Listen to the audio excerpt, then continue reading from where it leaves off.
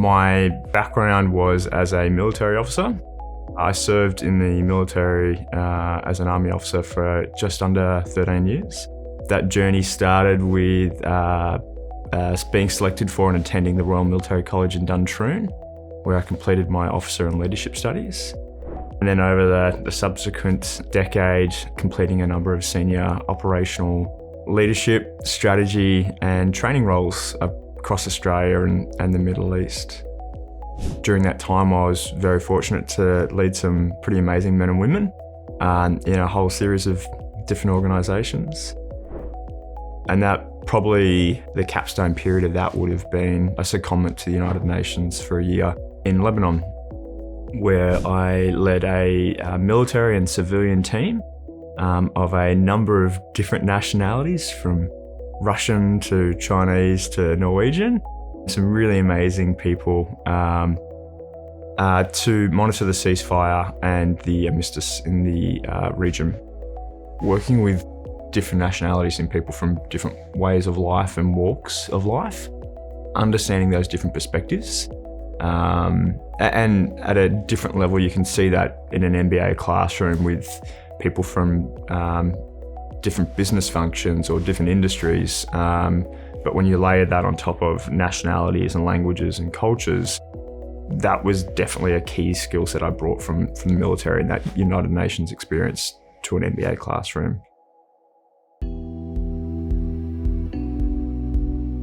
My journey with the MBA was actually first came about when I was thinking about leaving the military, and it was part of my transition strategy from being a military officer to entering private enterprise. The reason for that was that I didn't believe employers could understand or fathom the level of responsibility that was required for a military officer. And it's a bit of a different industry in and of itself. It's not like you go between healthcare and real estate. It's a different body again. And to help enhance my credibility and provide reassurance to employers, I thought the MBA was the right way to do that.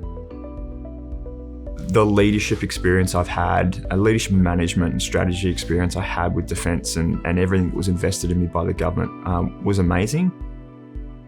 I just needed to work on the business skills that weren't at the forefront when you're working in a public organisation so much. Picking up those pieces along the way from economics or marketing or finance units and being able to lay them again on top of my previous experience, I think has been invaluable. The last year in the aviation industry has been particularly brutal in Australia.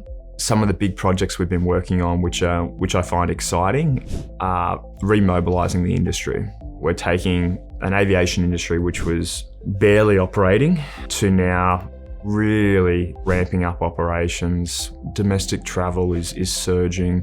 Some of the low-cost carriers have grown beyond their pre-COVID levels. So we're seeing an entire industry turned up very quickly, and everyone's working out how to mobilise, but not compromise on quality and safety and everything else that needs to come with that. So bit of a wicked problem there when we're also considering the economic situation and the effect of JobKeeper and other things at play. So that's a key project I'm working on, working with government bodies at the moment on some strategic reform for the aviation industry, particularly around the security of airports and airlines. Is another really big project.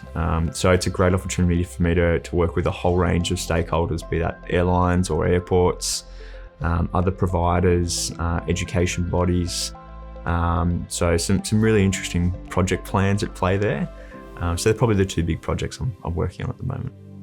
I think the top three benefits to date that I've drawn out of my studies would be developing and enhancing new skill sets,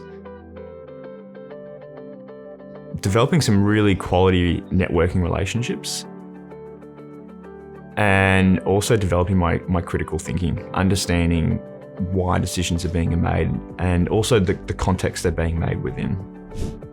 I think one of the key benefits from my studies so far has the exposure for different business functions has really helped me to critically think about and understand what makes the key stakeholders make their decisions.